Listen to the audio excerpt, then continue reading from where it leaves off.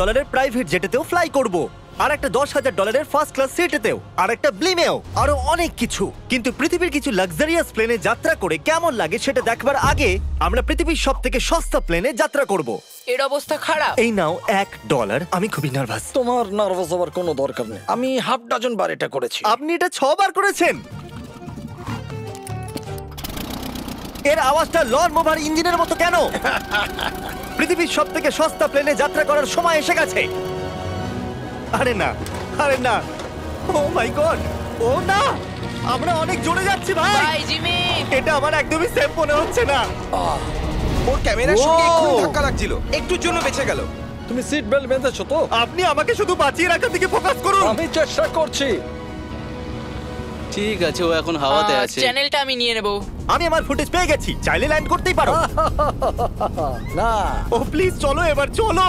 ও আমাকে স্যালারি দেয়, একটু সাবধানে। আর যদি আপনাদের এটা ক্রেজি লাগে তাহলে ভিডিওটা শেষ পর্যন্ত দেখুন। আমরা পৃথিবীর সব থেকে দামি প্লেন টিকিটে যাত্রা করতে চলেছি। এক মিনিট, তুমি আমাকে নার্ভাস করে দিচ্ছ। ও মাই গড, ওরা নিচে নামছে।